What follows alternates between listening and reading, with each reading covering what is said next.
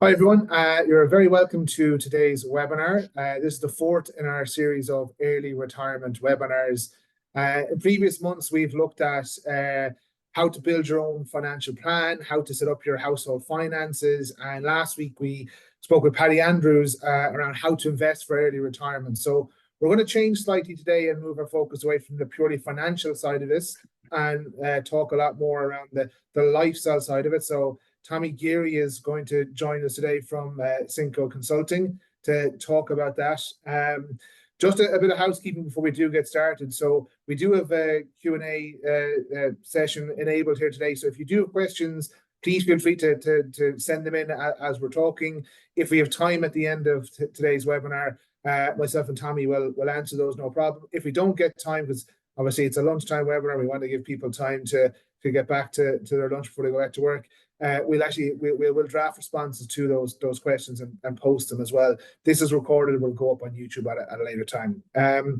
So Tommy, I suppose before we kind of go into some of the meat and potatoes around goal setting and how to build your own bucket list, you're wearing a couple of hats here today. So you've gone through the early retirement journey yourself. You've gone through the Metis Life plan process yourself. And maybe before we get kick off, you might just tell us a little bit of your own story and tell us about that journey and that process, how you found it. Yeah, sure, Cian. Thanks for inviting me on today. Delighted to be here to speak with everyone. I'll just share a brief slide if I can, just to explain my journey. So you can see here on the top left, family with young kids. They're teenagers now. But my career was mostly in large multinational companies like Dell and Hewlett Packard, and I also worked a brief time in air. But I spent a lot of my career in places like California. Lived there for 4 years, the Netherlands for a couple of years. So moved around the world quite a bit. It was a hectic and probably stressful part of life. Yes, it was lucrative, and there were a lot of good things to it. But I had a goal, and I'll talk a little bit more about that in a while, about retiring at 50.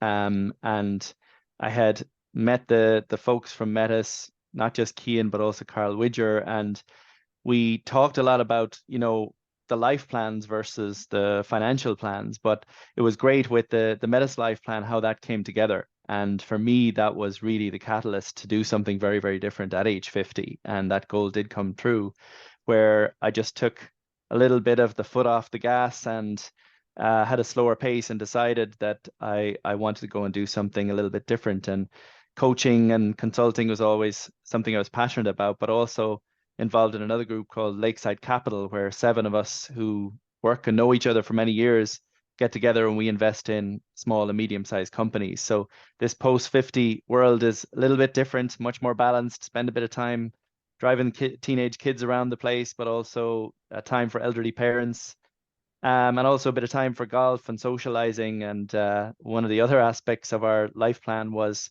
whether to go ahead and buy that holiday home in Lahinch, which again was a great outcome of discussions with Metis in terms of, boy, hey, just go do it. You guys are in a great position, just go do it. And it was that comfort, I suppose, knowing that there was someone in the background kind of looking at the financials, but also very conscious of your life plans and saying, yeah, you're in a great place, go do it. So that's a little bit of the background on me, Cian.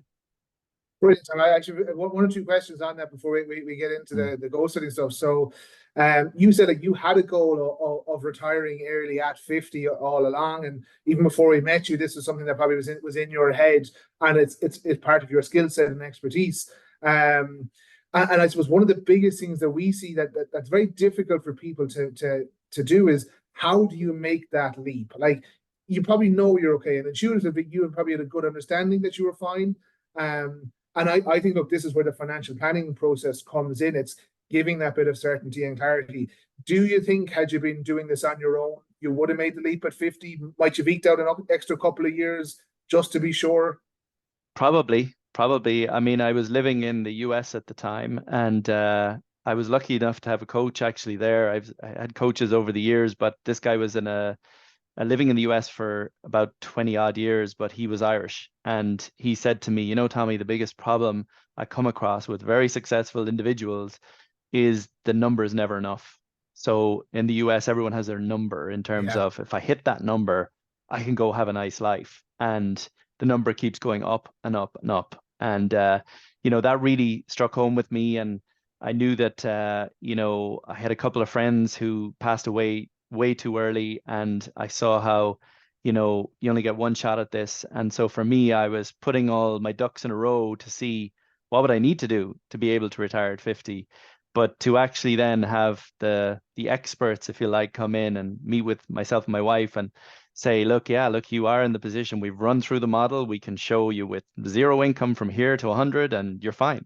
So we were able to then kind of think about, well, what would we love to do, and get some income through some of those streams, and then it makes maybe the journey a little bit easier. But yeah, I think without that second opinion from the experts, it would have been something where we would have probably doubted and hung on a bit more. I think a great point you make around the number. Like if what we do and what we're going to discuss today is purely around numbers, it'll never be enough.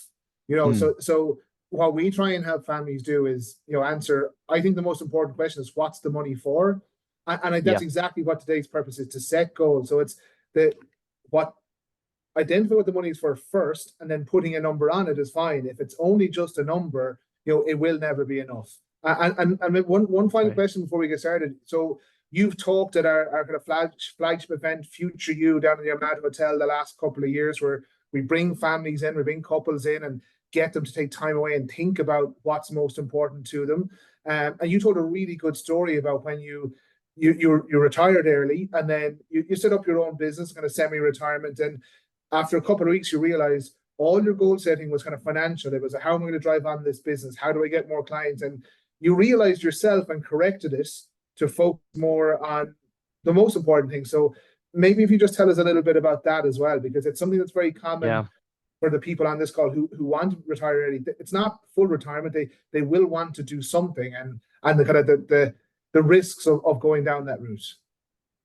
Yeah, it was a big learning for me, and partly an understanding of how I operate. My goals were almost like a contract when I wrote them down. That was just the nature of who I was. So it was very effective to do goal setting. But I realized when I was doing this kind of slower paced, fun role, someone had asked me, what are your new goals? And I kind of realized, yeah, that's a little bit of a gap. I need to set them for the post 50 world, which is the fun world. And the first goal I wrote down was to be an award-winning coach. And I thought, yeah, I can do that in 12 months' time. And so straight away, I reverted into this kind of high pressure environment where I realized I've got to do all these different things to win an award and become this award-winning coach. And I just felt this pressure and stress back again in terms of, oh my God, I'm behind. And now I set the goal literally 2 minutes before, and I felt I was behind. And so for me, I had to flip my goals. And so instead of targeting them at the normal stuff like work-related things, I actually had to flip it and go, it's more important for me to goal against the experiences. So take my son to see a Chelsea game, or take my daughter to do something and trip to London, or do something with my wife. And that was more important to goal against, because I knew the other stuff would kind of happen almost naturally in the background. And that was a game changer for me. And I think the key thing is everyone has their own journey, and as everyone has their own little quirks, but trying to understand them and how you can use those quirks to help you get to the place you want to get to. But it's your own personal journey. And so for me, that was really, really helpful. And we've done some amazing trips and experiences as a result of just getting ourselves organized around, God, this bucket list concept, and doing things that are fun. It doesn't even have to cost a whole lot of money, but getting our heads around that's the priority first. And that really changed, where it now became the life we wanted it to become, versus I've just replaced one stressful kind of job with another one that earns a lot less money. Yeah, and I love you told that story, I think last September, and it resonated with me. And I think it's the type of people who actually will do the goal setting, who will retire early. Generally, they're very driven, they're ambitious, and if they don't set the goals around what's most important to them and their family, you're right. It's going to go back to, they'll just look at what's the next thing I can do, the next process I can do. So it was a Yeah. great story. I'm going to hand over to you, so Tommy, and you're going to tell us more around how to set goals, how to identify them, how to stay on track, and share your Yeah. experience with us, please. For sure. Thanks, Kian. So I'll just share two very brief slides, and there's no rocket science here. Many of you will have come across this type of concept before, SMART goals. And it's really just about making them black and white, if you like, so you know that you've them done or not. So you make it specific, measurable, attainable, relevant, and time bound. So someone could say, well, I want to get fitter. How will I know that I'm fitter? Is there a measure? Is there some way? And have I said when? No, I haven't. But if I said, yeah, my thought is I want to get fitter, but what I'll do is I want to run a 10K, 10 kilometer, and I want to do it by the end of 2024. So it's specific, it's a 10K, I'm going to run it, it's measurable. If I do 9K, I haven't made the cut. If I do more than 10, great.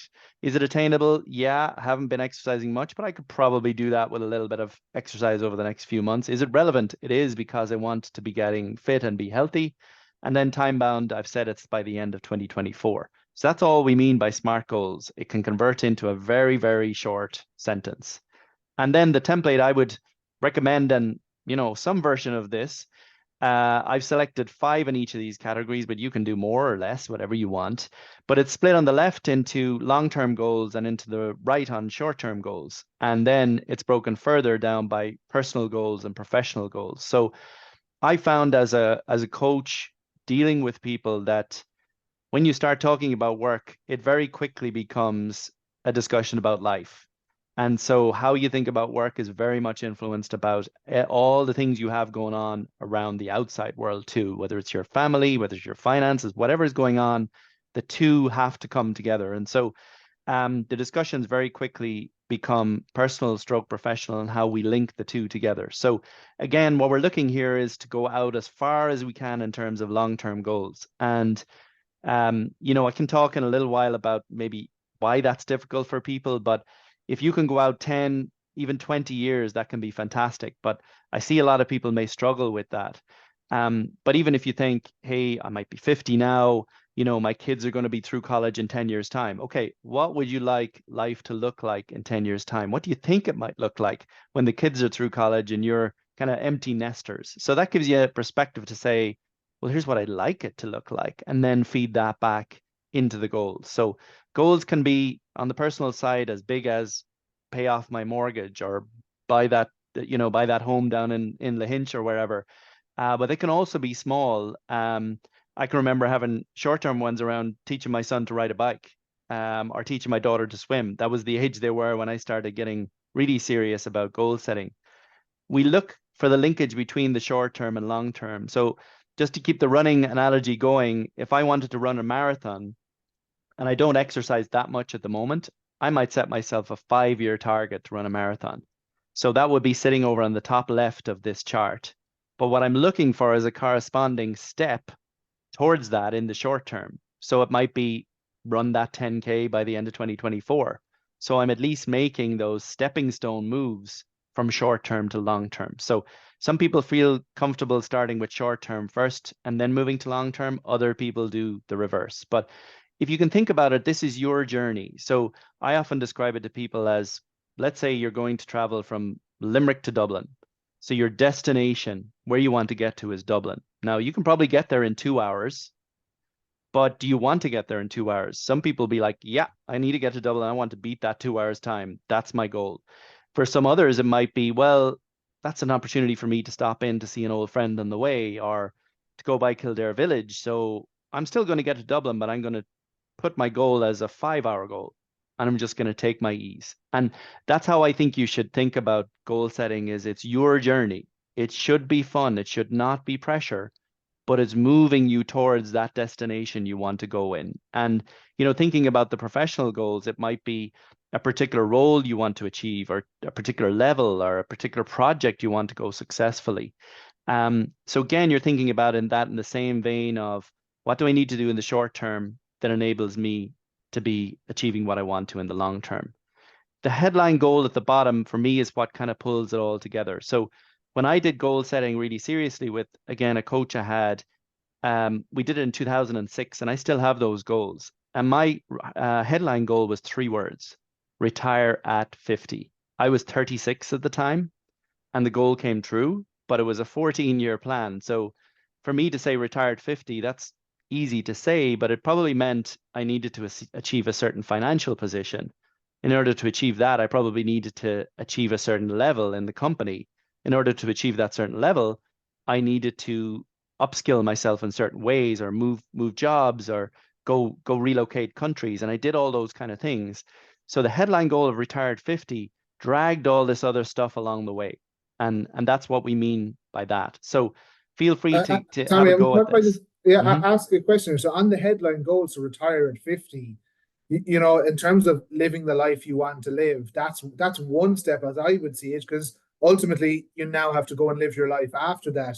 So for people watching today who are thinking about retiring at 50, is there something you'd have done differently now looking back on it? Like, would you have said, I want to retire at 50, but I need to have a certain quality of life, or here's the things I want to do? A very common thing for people who retire early is they have enough, they get the money, they make the jump, and then it's like things aren't all that was cracked up to be, you know, because they haven't Yeah, planned yeah, for the third act, as we call it. yeah.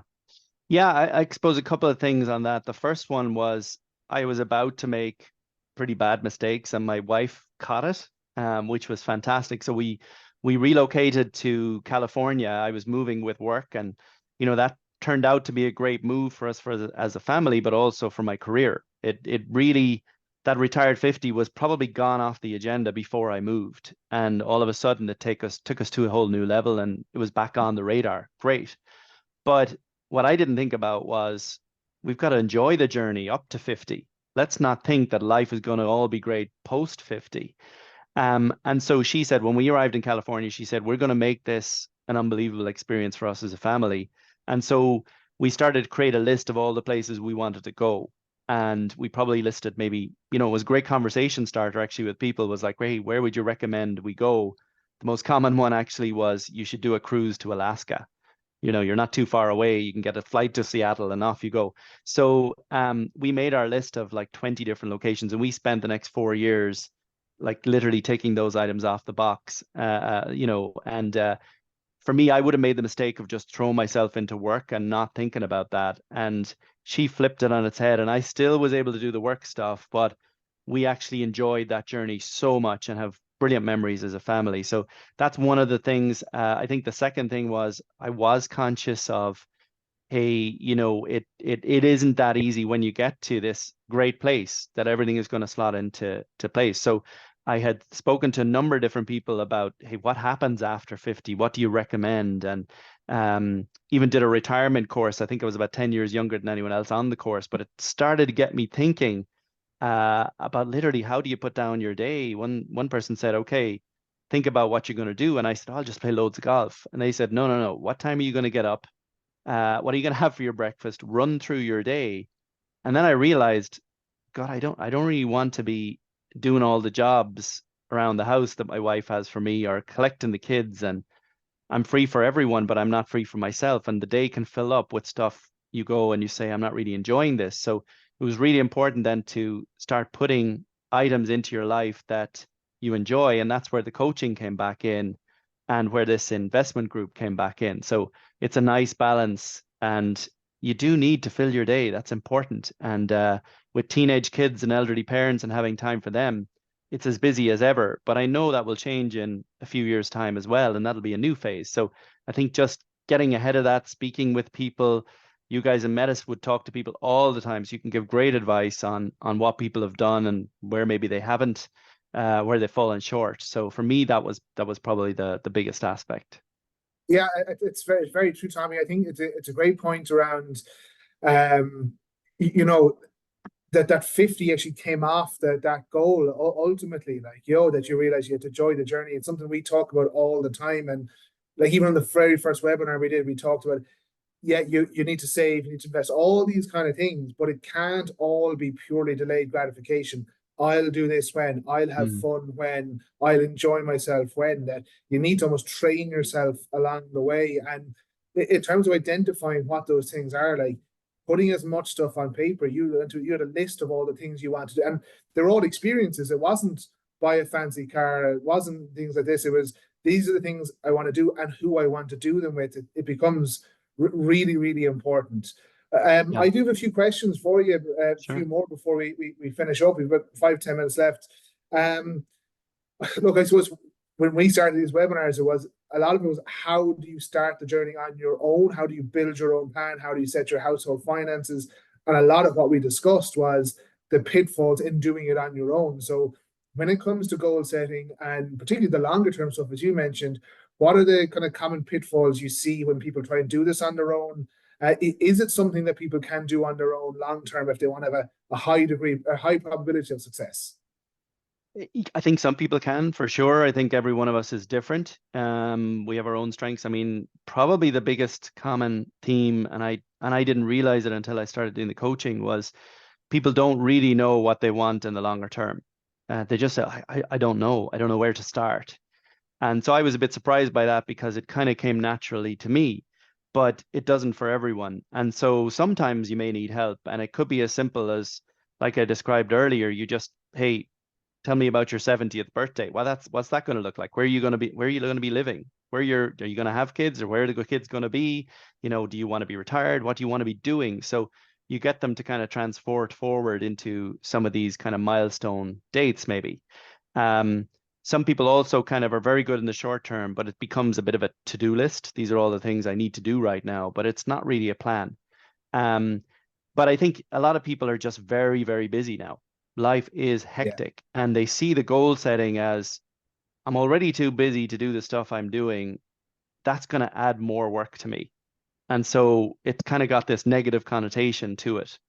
Versus what I'd be hoping they might do is take a step back and say, hey, actually, this other stuff I need to plan for is the most important thing. This should come first, and then it drives all the other stuff. And so you can get better at, I need to be figuring out how to get out of work at 5 o'clock in the evening, or I need to spend time putting money aside for the college fund, because if I don't, 5 years will drift by and all of a sudden I'm facing this big hole or this big debt.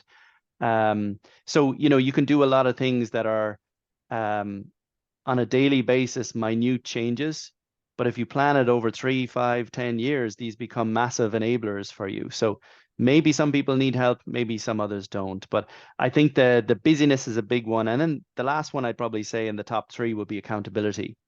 Again, some people don't like the pressure of that. Once I write this down, I know I'm going to have to do it. So do I really want to lose 2 stone? Do I really want to do that run, or do I really want to go for that promotion? That's going to be a lot of work. The minute I write this down, kind of there's no escaping. So for people, I think it's some of those kind of things that are most important, and you got to find a way to get around those. And it doesn't have to be a coach. It can be a friend. It can be your partner. It can be just a mentor or someone that you could chat to and get a little bit of their insights. And this is not as difficult as you may seem to think at the time. I actually have a very similar experience. I've been using a nutrition coach since last August, and it's worked wonders. I'm delighted with it. And after about 3 months, I had learned kind of as much as I was going to learn from him about nutrition, about how to eat. And he was kind of saying, Keen, are you sure you want to keep doing this? And I said, Mm. I want the accountability. That's really important to me. I value the accountability, knowing that I have to go to you every Sunday and say, here's what last week looked like, and here's what I'm going to do. It just made my behavior that little bit better. And knowing that, I think in terms of goal setting and in terms of financial planning, that accountability stuff is so important. It's not about kind of having a stick to beat people with. It's but it is saying that you share what your most important dreams, goals, and aspirations are here. We're here to make sure you can go and achieve them. That's what Yeah. we're trying to do. Yeah, Um, exactly. And just a quick point on that as well. Like some people will say, "Oh, I don't like that idea of goal setting," and that's fine. It's not for everyone. But like, I want my world to be spontaneous. I want to be able to do what I want to do. But the reality is that for some people, then they have ideas, but they won't be able to fund those ideas. Whereas if they come to you guys and you say, "Hey, you put a bit away in this fund, in 10 years' time, it'll be worth X." You get to 10 years' time now, you have the money to do all those spontaneous things you want to do. So nothing comes for free, but it suits some people and it doesn't suit others. I do. I think it's when you have that big goal at the end, it becomes a lot easier to stay the course as well, and Mm, not get sidetracked. yeah. We work mainly with families, so two spouses. We're very careful about insisting both spouses are in the meeting, that they're engaging. And something that I come across quite often is sometimes there's a fear of going further in the process because a couple might have conflicting goals. It might be someone wants to retire at 50 and someone never wants to retire. Someone wants to retire and someone doesn't want to sell a business. What advice it's so easy to kind of say, I won't do this because I don't want to, I know what the other person's going to say. What advice Yeah. would you kind of give to a couple that has conflicting goals when they're doing this process?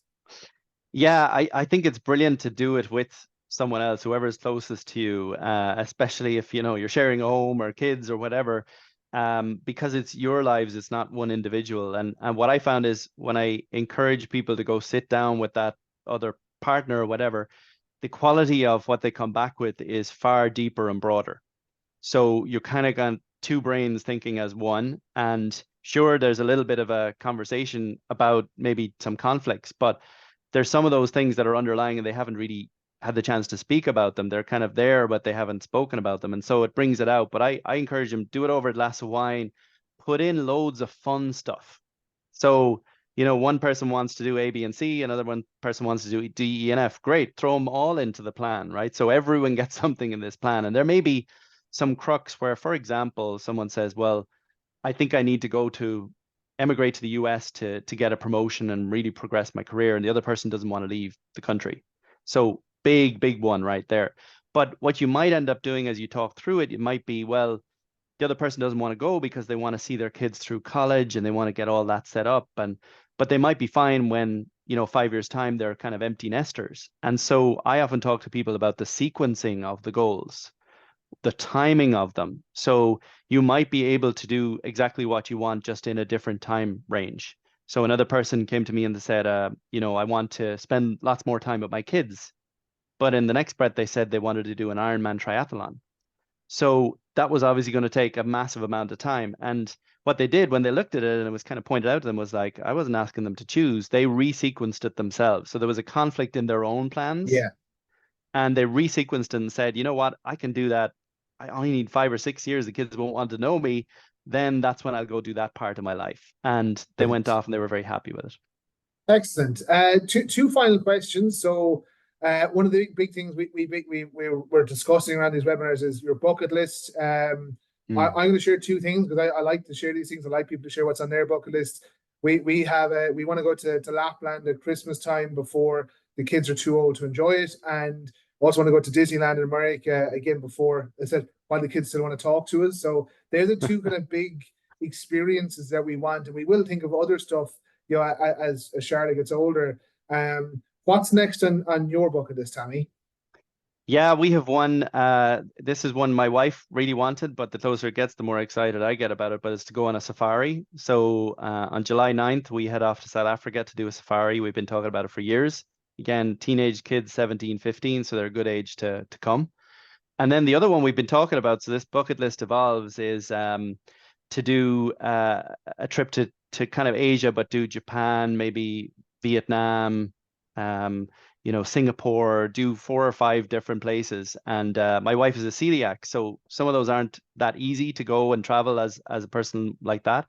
But we've looked and you could do it as a cruise. So you come back on the ship and have your safe food Brilliant. for you and go do something like that. So but that's one probably for a few years when the kids are in college. But yeah, that's the second one on our bucket list. That's fun to plan out right now. Brilliant. And I'd love if people watching this would share, like on the link, this will be up on YouTube. So it'd be great if you could share in the comments what's on your bucket list. So very final question, because we're almost bang on time, Tammy. What's your definition of true wealth? Yeah, so for me, I kind of have this view. Obviously, your health is so important, but just a mix of money, time, and energy, right? And so what I mean by that is, as a teenager, you've loads of energy, you've loads of time in your hands, but you've no money, right? So you have two of the three. When you get a bit older and you start working, you have responsibilities, all of a sudden, you still have your energy, you got to start to have a bit of money now, but you don't have the time anymore. And then you get older and you still have your money. You've now got loads of time in your hands, but your health and your energies are starting to wane. So for me, that definition of that true wealth is around having all those three together. And that was behind the retired 50. Have your money, have your energy, you know, and have the time to go do what you want to do, and have fun doing those important things, because it's your journey. You only get one shot at it. And as far as I was concerned, I wanted to get into that sweet spot, that holy grail, for as long and as many years as I can, and just enjoy life. So for me, that's what it's about. Brilliant, Tommy. That's excellent. Great definition of true wealth. Thanks very much for joining us, Tommy, and for everyone who logged in to watch today. We will be back in June for our next in our series of webinars, so please stay tuned for dates and times around that. And thanks everyone today. We'll see you all soon. Bye for Thank now. you.